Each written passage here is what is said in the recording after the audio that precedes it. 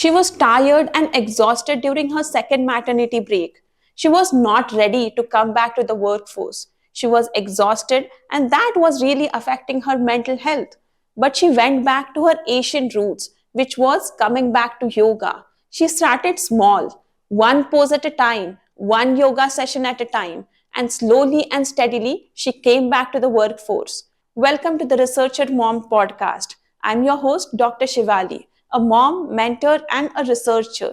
Today, I had a fascinating conversation with Vaishnavi Tallury, a occupational therapist, a yoga instructor, and a mom who is finding new ways to support new moms. So, if you're a mom who is dealing with all these exhaustions and tiredness, then this one's for you.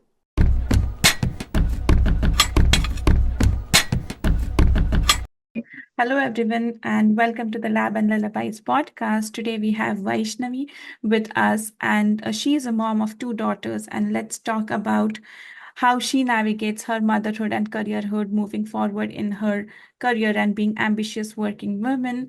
Hello, Vaishnavi, how are you being today? Hi, thank you so much for having me. I'm doing well. Awesome. So can you bit introduce yourself, like how you do your day job as well as the side hustle and how you navigate yourself through all the hustle? Sure. Yeah. So again, my name is Vaishnavi. I'm an occupational therapist. I've been in OT for 13 years, and I've primarily been in pediatrics in the school setting. So I currently work as a program manager overseeing a large department of OTs and PTs. So that is my full-time day job. But then in the past 2 years, after having my second child, I really realized that there is quite a place for occupational therapy within, maternal health, women's and maternal health. And so I kind of discovered this passion of mine. And a little under a year ago, I decided it was like now or never. If I'm going to pursue this thing, I have to do this. And so I launched my LLC officially in January 2024, which is Seven Mothers Perinatal OT. And it's been a journey so far. It's been imaginably very busy, but also very exciting at the same time. Awesome. Yeah, and coming from your background, like you know a lot of mental issues that goes beyond motherhood and careerhood, and you have been working towards it. So how did you implement those things while moving forward in balancing both, like careerhood as well as motherhood? I think that's a very like multi-layered question because it's so hard to practice what you preach, and Right. that's what led me down this path. Especially with, like you said, being an OT during my maternity leave with my second child. I've been through this once before. It was much easier in a lot of ways. I was coping a lot better. I was Mm-hmm. much relaxed as a second-time mom. But there were still so many things with my routine, with my energy, with just the role transition. Again, like you said, juggling then Yeah. two children. That was so hard.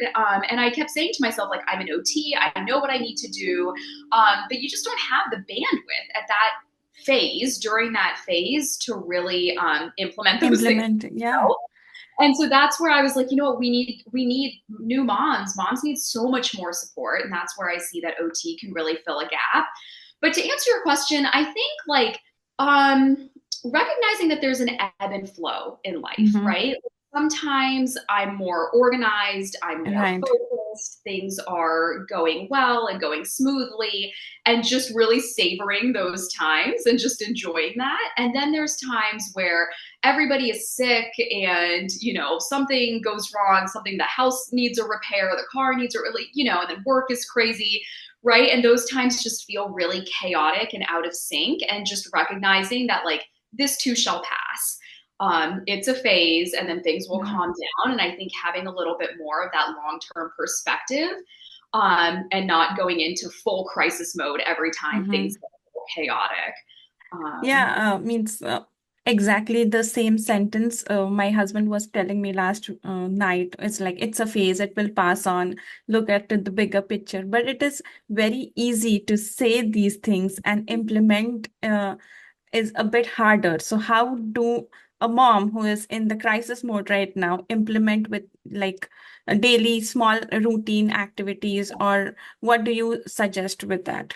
Yeah, that's a great question. I think just finding what it is that you need as an individual, right? So for me, I've been prioritizing waking up and doing even like 10 to 20 minutes of, I mean, I'm calling it yoga. It's yoga, but it's really just stretching, breathing, Mm-hmm. whatever your body needs. And I've found that just waking up with having that quiet time before the kids get up is so crucial, right? Like instead of just immediately waking up and having to dive into getting the kids Yeah. ready and breakfast and lunches and all of that, having that, just 10 to 20 minutes of calm and quiet is what serves me. But I think for every individual, you have to find out maybe that is going for a walk. Maybe that's listening to a podcast. Maybe that's taking 20 minutes to read a book. Maybe that's calling a friend, right? So figuring out what is your non-negotiable that you need for yourself every single day. And work with your partner or work with your team, whomever it is, to carve out that time. And you have to start small and you have to give yourself forgiveness. And I think originally, if I did yoga for 3 days and then I didn't do it for 4 days, I would beat myself up for it and be like, oh, there's no point. If I don't do it every single day, it's not beneficial. But like, that's a very sort of, you know, uh, small way of thinking. That's not productive. And so just finding a way every single day to carve out that time for whatever it is that you need, and making that really non-negotiable. Mm-hmm. Yeah, like putting out your routine into place and having those non-negotiable is a very key aspect. But in the crisis mode, what goes out of the window is your routine, right? Yeah. Yeah, so being very mindful about like, no, if I have to get through this phase, it is the routine and it is the non-negotiable that I have to uh, keep on practicing and keep on doing. And I think women beat up their self because they are not able to manage both the things at one time, like careerhood as well as the motherhood, and they are being stretched at two ends, and they are not able to define their priorities straight. So, what would you say? Like how important it is to define the priorities and moving forward, or how important it is to have the long-term goals, how important it is to have the short-term goals, and how it can benefit in this phase of crisis, or in this phase of managing both the things. And it is a never ending process. Like once it starts, you feel that it's a phase, but it is going to go on for years. Yeah. It is. And I think that, so I have two thoughts on that. So, one, I feel like this is something unique to motherhood because I don't feel like dads feel this same push and Yeah, pull, yeah, right? Like, exactly.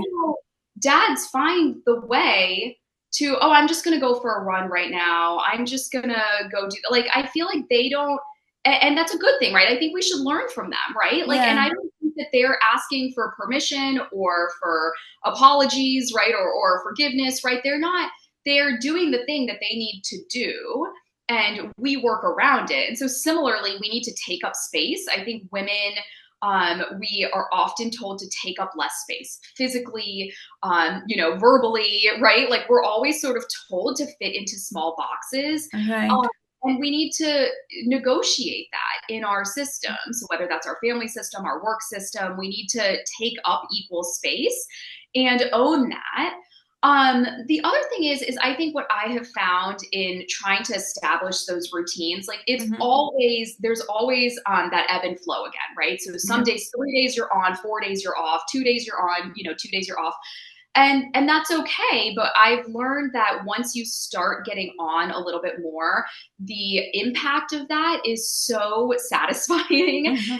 so nourishing. And so that also helps kind of fuel that fire of like, oh, I've noticed when I did my routine, when I carved out those 20 minutes for myself 4 days in a row, I was a much more patient mother. And I was much more focused. I was able to tackle this project with more efficiency. I was kinder to my husband, whatever it is, right? Once you see the positive effect of you taking care of yourself in a small way, that helps reinforce. And I think it helps you articulate too, maybe to your partner or to your boss or whomever, hey, this is actually benefiting all of us when Right. I prioritize my needs in this way. So Mm-hmm. just sort of, I think the hardest part is getting on the train. And once you're on it, being able to, really prioritize that time. Right. You mentioned in your discussion about the workplace adaptation as well as the adaptation which is needed for in the house, to navigate through your routine. So how did you move forward with motherhood with these adaptation now as you're a founder, as well as you have a day job, as well as two daughters and a house? So how do you navigate all of these and it all? Oh, okay. How do I manage? I mean, sometimes I manage and sometimes I don't, right? Like, I think that's just the reality of it. I will say in my career, a couple of things. After my first daughter was born, I changed jobs within that first year, right Mhm. around that first year. And I think many women, at least my perspective up until I had my first child, was really so narrow. It was really, I saw women go on maternity leave, they're gone for 3 or 4 months, whatever it is. They come back, they pump, they just do the thing, right? And Yeah. everything seems fine. And I thought that's just what working moms do. And I came back to a job that I previously was very satisfied with. I loved, I was happy there. And I came back and had a complete existential crisis where I was like, I Mm-hmm. am paying a fortune. I'm paying, half my salary, whatever it is, for strangers to raise my baby. Right. Well, I am struggling so hard to pump 3 times a day while managing all of my responsibilities, being exhausted, coming home, having to do all of those, those lifestyle adjustments, picking up the baby, nursing, feeding, doing all of those things. Um, and I realized that whatever job I was going to do needed to make that worth it. And Right. so I did switch jobs pretty early on, which was not necessarily easier, to be honest, because every time you switch jobs, it's a huge learning curve. Yeah. Yeah. And Everything from like daily habits to like meetings, how do you conduct, taking notes, everything changes. And with you, it is like a shift-based thing. yeah, I took on I took on my manager position actually, which was Okay. a huge, A it responsibility as well. was a big leap from my previous position, but I found that more motivating, right? Like, again, if I was going to leave my child in daycare, and work so hard, I wanted the work satisfaction to come back to me. I wanted to be somewhere where I felt valued. I, relished in the responsibilities and the challenges. Somewhere you have to find that sort of just right balance. And then the other big thing I feel like has been a journey for me over the past 5 years or so is really letting go of perfectionism. I think Right. across my life, across my home, across my relationships, across work and career, I had very high standards for myself, for the people Mm-hmm. around me. And I had this mentality of either something was perfect or it was a failure. Right. And I I think think I am going through the exact same thing right now. And then I just flip, like there are many like I am not able to control what I say, and then it just like I tear myself down. I suffer into the whole feeling and of not being perfect and not being like if the expectations don't match, then I just blame myself of everything around me, and it is so difficult to tackle those things. Yeah. Oh, I'm sorry. I know. Just hang in there. Just keep. And actually, there's a book that's been really transformative for me. Do you know Pooja Lakshman? She is Uh-huh. a psychiatrist. Yeah. So she wrote a book called Real Self Care. I don't know if you've read it, but I think especially coming as an Indian American woman and just kind of our, cultural upbringing, she really breaks down some strategies and tips on how to set Mm-hmm. boundaries. That was really kind of the number one, how to set those boundaries, and how to really even identify what it is you need. Because when you go through this motherhood transformation, everything you thought you needed or everything that worked Yeah. before doesn't work on the other side. Right. And you have to completely renegotiate everything about yourself. And Yeah. some things that were super important to you before are no longer important, and things that you didn't think were going to be important are suddenly hugely important. So you have to go through a complete renegotiation, and it takes time, right? It's not going to happen. You didn't become a mother overnight, and Mm-hmm. so this, this transformation within yourself takes time as well. Yeah, it's just a trial and error process moving forward, that whatever works for you works. And then you have to really improvise as you move forward in life. And I want to mention one book, which is Unfiltered Business. I'm reading it currently, which says that if you want to manage motherhood and careerhood um, very efficiently, then it is wiser to be your own boss, or to become a boss initially in life. And that actually came from your anecdote, where you were mentioning that you took a managerial position right after your first child. Maybe the work life adaptation or the flexible hours that we talk about are much more manageable if we are at the top of the hierarchical role.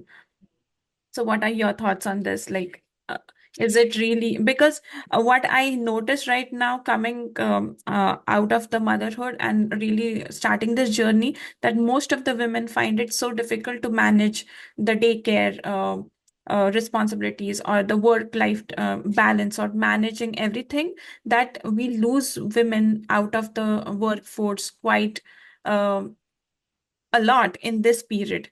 And I am just trying to understand that what goes behind taking those decisions, that you have strived for this career for so long, and suddenly you were like, okay, no, now my priorities are different, and now I am going to just be a stay-at-home mom, or work around my kids and, nurture them in a different way, which is a lot of work again. But how one can manage motherhood and careerhood moving forward? I think it's a matter of one of my motivators too. So as a manager, I mean, I'm in middle management, right? Like I Yeah, have directors and deputy chiefs and everybody yeah, above yeah. me, that I am managing a large team. But I think it's so important to have people like us, to have moms in these positions, because that also Mm-hmm. influences how I treat my employees, right? Right. Yeah. I have staff who are expecting and who are navigating maternity leave, and coming back and having to figure out, spaces to pump and space, I'm an advocate for them. And I'm able to, as a manager, I think I'm able to then recognize and understand and relate, like, hey, I've been through this. Yeah. Here's tips. Here's something that I, found worked for me, or, putting them in touch with certain resources, making those connections. And so this is a big motivator for me to say, hey, we have to be in this space, because Mm-hmm. things are not going to improve unless Yeah. moms are in this position. Right. Um, I've been super fortunate that my director, my deputy chief, like, they're also women and they're extremely understanding. And and I think this is how we make change in the workplace. It's not going to happen without us. And it's Yeah. so unfortunate that there's so many spaces where women feel the need to drop out of the workforce. And I don't blame anybody. There's a lot of times where I wish, that's part of why I founded my own business. I would love to be my own boss. I would love to Yeah. have more flexibility, to spend time with my kids, take the time to, during the summers, or to travel or whatever, right? But again, that doesn't happen overnight. It's a journey. But those of us who are here, we have to keep paving the way Mm-hmm. for other women. And that's a really big motivator for me. No, you're right. Like, we supporting other mothers are going to have in the future the policy changes or the work-life adaptations that we are talking about now. And to share my experience as well, I was also fortunate to have a women manager, and then she is very helpful in the where, like, I have flexible hours, I can stay at home, like work from home when it is necessary, when I have experiments and when I have to be in the lab, then that is the time I block my calendar. And then it was a very supportive and resourceful environment that I have coming out of motherhood and managing both the things. And which brings to our point where, like, if we have women in the managerial positions, or the middle management, or the management role, that is where the change is going to happen, or at least going to start. Because we talk a lot about making policy changes and having this adaptations, but in the real life, it is very hard to implement those things in other spaces. Or in my institute as well. Like there are few labs which do not allow this, which there is no mentality to understand that women need break, or the mom brain is still active and it doesn't come right away to give solutions and to work and to plan experiments and to be as um, you would be an efficient worker or efficient scientist before your motherhood, but after your motherhood that slows down a bit, and it should be acceptable in all the spaces right now. Because what I see that women coming out of motherhood or out of the maternity leave, they are expected to work as before, and which doesn't happen or they struggle with, and that is the reason their credibility is hampered in the long run. So do you see that institutions or the different companies are making thoughtful decisions about like the mom brain which we talk about? Yeah. I don't know. I mean, this is such a big macro discussion, right? And I think that like it starts with just accepting that pregnancy and motherhood are, a normal, right? They're normal, but they are dramatic shifts. Right. And I think that like the science is still just emerging about how much every cell in your body changes during that transformation. And I read something recently about how they're saying that like the genetic material of the baby remains within mom Yeah. after the baby is born, which is Yeah. so cool. Yeah. The And so mitochondria in specific, right? The um, mitochondria you stays. would be better to it this yeah, and so I think that we're still just as a society starting to really explore and understand that, hey, this is not just, I mean, that bounce back culture, right? Like Mhm. that's so ingrained in our society where it's just that expectation. That's what I thought happened, right? Before I had my first kid, that was my vision. It was like, oh, this mom was pregnant and then she like went out on maternity leave and then she came back and went on with her life, like I had no idea. And I don't think we're being truthful, right? We're not being Right. truthful and we're not being honest and we're not preparing moms for this dramatic shift that's going to occur. And then letting them know it's okay, right? Mhm. It's like you may never be the same again. You will be completely broken open and you'll have to rebuild yourself as a whole new person. And that's okay. But I think it's slow. It's slow, like you're Yeah. saying. There's certain departments that are more, understanding and with the flexibility. I don't really understand coming out of the pandemic. Like we should all Yeah. just embrace flexibility. Like why are we trying to Exactly. go back, to pre-2020 times? Like we've all been able to work remotely. We've all been able to prove ourselves and, say, hey, when we're here, we're working, we're getting the job done. So does it matter if it's, done remotely at 9 o'clock at night, or does it matter if it's done at 9 a.m. in the lab, right? Right. Or in the office or whatever. So I don't know how I mean, different workplaces, I guess, have different attitudes about the in-person Mhm. versus, remote flexibility. But I think flexibility is something that, I mean, even dads, need, right? Yeah. And growing up, my dad had the more flexible job. He was actually a researcher. He was a scientist. He still is. And my mom is a school teacher. And so she Mhm. had her school hours. She couldn't just, pick Yeah. me up for a doctor's appointment or whatever. So my dad was the one that had more of that flexibility and could take us to appointments or whatever it was. And you need that. That's the only way that, a family and a society can operate. Function. Yeah, exactly. Yeah. So it was a great discussion, Vaishnavi, about different aspects of motherhood and managing careerhood and moving forward. Towards the end, what are the advices that you would like to give working moms managing life altogether? Oh, so I mean, there's so much advice out there. I would say breathe, right? Oh Just my take God. Yeah. time every single day. Every single day. That's all we can do, right? There's so little that we have control over in our lives. And I'm saying this and I'm fully acknowledging I don't always practice what I preach. Like I am not this Zen person. Like I'm not, but that's all we have control over, really, is the ability to stop and breathe and then negotiate what the next step is, right? Mm-hmm. What's the next move? What do I need to do in the immediate? What do I need to do in the long term? and slowly start carving out those spaces, right? Just being really forgiving, giving yourself time, especially for those moms who still have, on that first year of Yeah. life is so difficult. And I just don't think that we're really acknowledging how challenging that is.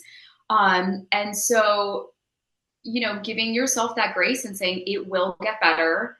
It's not necessarily going to get easier, but you'll become more confident. Mhm. You'll have more tools in your toolkit to be able to draw from. You'll get to know your child. They'll get to know you. Yeah. Um, and slowly you'll both figure out what works.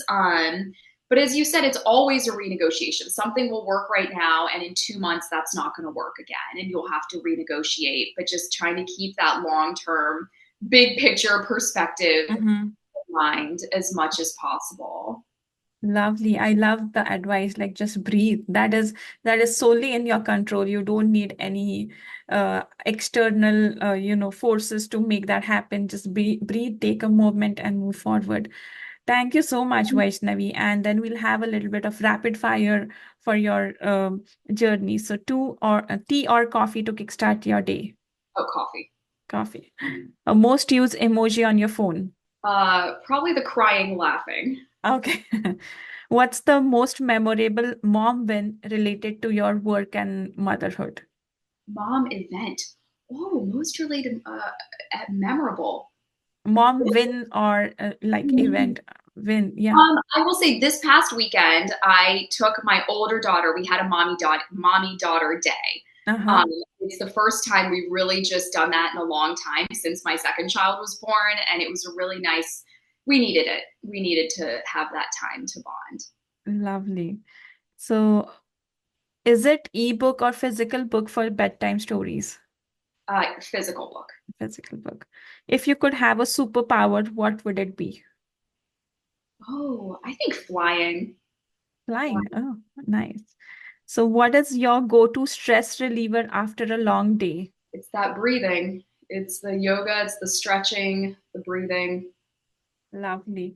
It was so wonderful to have a discussion with you, Vaishnavi, and your inputs from the operational therapist kind of view really added to the discussion where all the working moms could manage their motherhood and careerhood not seamlessly, but it is okay to have phases. It is okay to have your own routine, have the non-negotiables, and move forward.